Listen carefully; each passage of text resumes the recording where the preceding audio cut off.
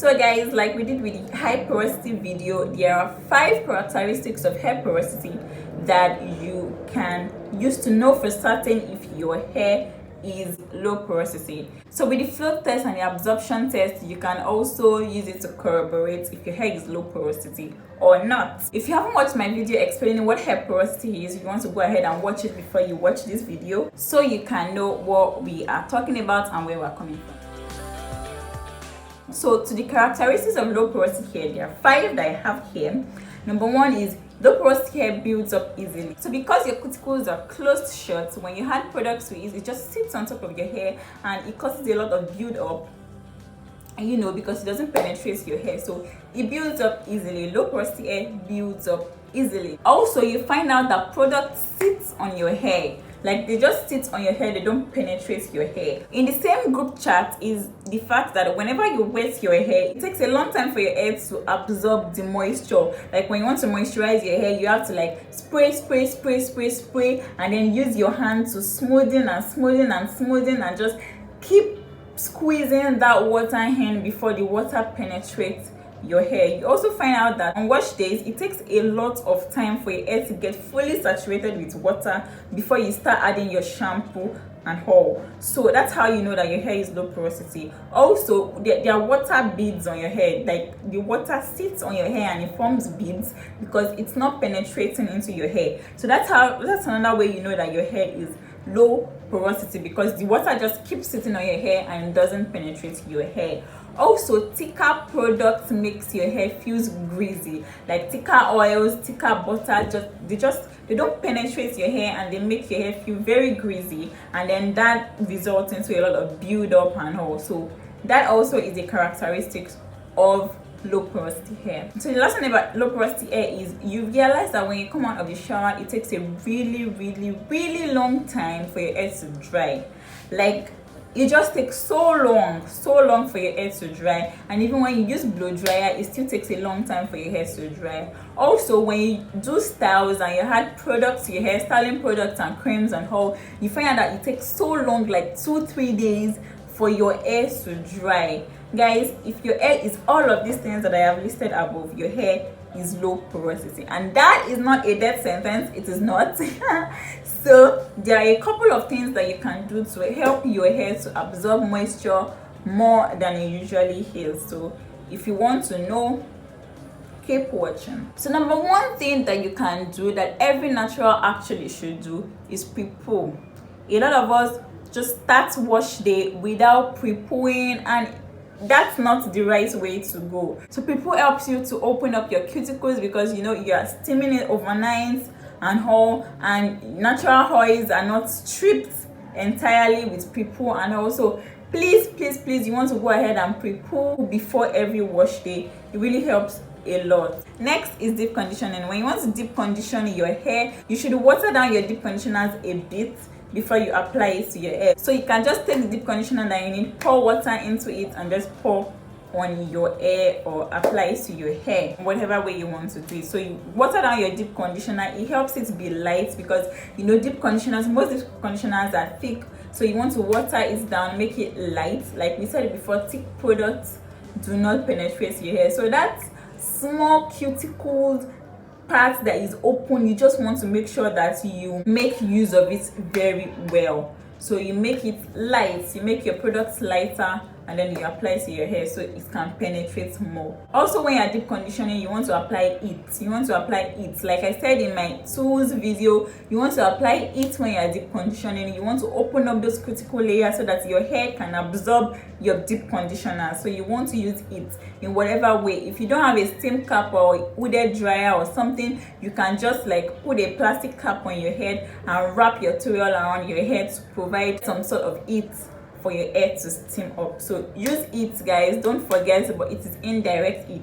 Next is on wash day, you want to use warm water to wash your hair. It opens up your cuticles. Warm water opens up your cuticles. Like we said, in fact, like I just said, with your deep conditioning, you need warmth to open up your cuticles. So you want to use warm water and just open up your cuticles when you're washing your hair. So try as much as possible to use warm water on wash days. Next, when you're moisturizing your hair, you want to make sure you moisturize on damp hair, not on wet hair, because you don't want your hair to be so heavy and all before you apply the products to them. So just make sure it's damp hair. So when you come out of the shower, just use your microfiber towel or your t-shirt to just dampen your hair before you apply your products to them. It goes a long way in determining if your products are going to penetrate your hair or not. So damp hair, not wet hair. Next is you want to use moisturizers that have emollients in them, so like coconut oil, avocado oil, sunflower oil. That's what you want to use to moisturize your hair as your moisturizing oil. So your moisturizing oil should be something light, not something heavy like olive oil. Olive oil is actually quite heavy, so you want to avoid olive oil if you're a low porosity natural. So coconut oil, avocado oil, sunflower oil, those are the kind of products or moisturizing oil you want to use for your low porosity hair. Next is your butters. You want to make sure that you don't use thick heavy butters on your hair. Like I said in one of my videos, or in many of my videos, I use the whip shea butter because it's light, it penetrates into my hair, you know. So you don't want to use shea butter in its original form. You have to whip it if you want to use shea butter at all, or you can use light products. So make sure you're not using heavy products, you're using light products. You can use hair milk. Hair milks are light, so you want to use that to seal in everything and all. So make sure you're not using heavy products, you're using light products. Next is your sealing oils. Jamaican black castor oil works better for high porosity hair. So you want to go for sealants like jojoba oil, almond oil, grapeseed oil, if you can get access to this oil. So that is the kind of sealant you should be using. So when you're mixing your moisturizing oil and your sealing oil, like I said before, use the moisturizing oil and sealing oil that are light, not the ones that are heavy and will just block all the small cuticle parts that you need for these products to penetrate your hair. So just avoid heavy product generally. Next is your moisturizing style. The LCO method usually works better for low porosity hair than the LOC method. I've been using the LOC method all my life, so it's kind of like difficult for me to change to the LCO method. But you want to make sure that you experiment first before you change. If the LOC method is working for you as a low porosity natural, that's fine. But LCO method has been found to be better for low porosity hair than the LOC method. So you just want to experiment which one works better for you actually. Next is you want to use products that contain humectants like glycerin and honey. Like I mentioned in my moisturizing video, glycerin works magic for my hair, and my hair is low porosity hair. So you want to add humectants to your products, or you want to use products that have humectants in them. Products that have humectants like glycerin and honey in them, they work better for low porosity hair than products that have oil in them.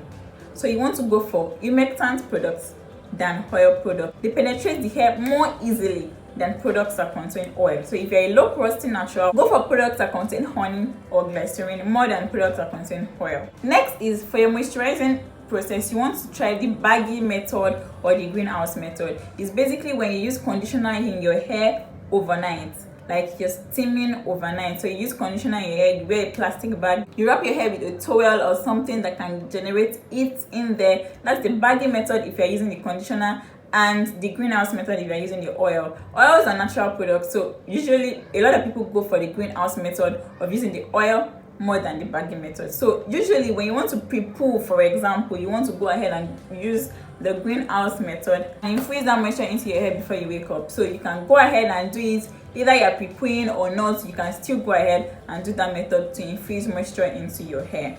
So try the greenhouse method today, or the baggy method if you prefer it. Next is the green tea rinse. You can try the green tea rinse on your hair. Basically, you put green tea in hot water, let the tea absorb into the water, and then you leave it for a while to become lukewarm before you apply to your hair. Make sure the water is lukewarm before you apply to your hair because we don't want scalp burning. Okay, so green tea basically is naturally softening, so it helps to soften your hair, it gives luster and shine to your hair. So you want to go ahead and do a green tea rinse. It also helps with hair loss and hair shedding and all. So it's very softening, and it's very moisturizing, and it gives your hair strength. So it's kind of like the best of both worlds. So you want to go ahead and try a green tea rinse. Also, when you're doing your green tea rinse, you can maybe add honey or glycerin to the mix to, you know, give it a more potent job to do. So basically you apply the rinse on your hair, you use it to rinse your hair, you leave it in for like 20 minutes, and then you continue with your processes. That's basically it. So green tea rinses are good for low porosity hair, as black tea rinses are good for high porosity hair. Next is aloe vera juice. A lot of people have had good experiences with aloe vera generally. So aloe vera juice, you can make it by yourself, or you can get it at your local store, whichever way works for you. But usually a lot of people prefer to make it by themselves because it's all natural that way. So basically, aloe vera juice helps to remove build-up from your hair. It suits the scalp, it's good for irritations and all that, and it's very moisturizing. It contains a lot of water, so it's very moisturizing, and you can use it in very many ways. You can use it as a moisturizer in your spray bottle. You can have your spray bottle content, or spray water first and spray the aloe vera juice, then continue with your moisturizing process, or you can just add everything in your spray bottle content, whatever way works for you. But usually a lot of people prefer to have the aloe vera juice in another spray bottle. Okay, so you can also use it for a scalp massage. It's very soothing. You can use it in your conditioner, like when you want to water down your conditioner, for example, you can use aloe vera juice instead of normal water, or you can use the three, use your conditioner, aloe vera juice, and water. You can also use it as a pre-poo. Yeah, it's very good for pre-poo. You can also use it to detangle your hair. It's a good detangling product. Next is the apple cider vinegar rinse, popularly known as ACV rinse. Basically, ACV rinse is very good for scalp issues. If you have itchy scalp, irritation, dandruff, and everything, it helps to clear all of those. As such, it is also good for product buildup. So it helps you to just wash away all that product buildup and all, and it also helps you to balance the pH of your hair. ACV rinses are good for you, and you should definitely try it if it works for you. It helps you to improve your hair health generally. It improves shine, it helps you with scalp issues and all of that. So ACV rinse is actually really good. All you have to do is take ACV, add a little bit of water, and rinse your hair. Leave it in for like 15 to 20 minutes, and then rinse it out. That's all you have to do for ACV rinses. So guys, these are all of the tips I have for you for manipulating your hair porosity to achieve the growth and the length and the health that you so desire. I hope this video helped you in one way or the other. If you have any questions at all, please leave in the comment section and be sure that I will answer them. If you have any other tips for every one of us, please leave in the comment section and we will all be reading. If you've watched so far, please go ahead and subscribe. You really want to do that, and please turn on the notification bell for all of the videos that are still coming. Right now I'm trying to post once a day and to give you guys quality content. I hope you guys are enjoying these videos that I've been dropping back to back. My hair growth playlist is down below. I'm going to link it down. Please make sure to check it out, and if you haven't subscribed, you want to do that because a lot of content are just dropping now. So please subscribe, turn on the notification bell so you won't miss any video, and I'll see you guys in my next video. Bye guys.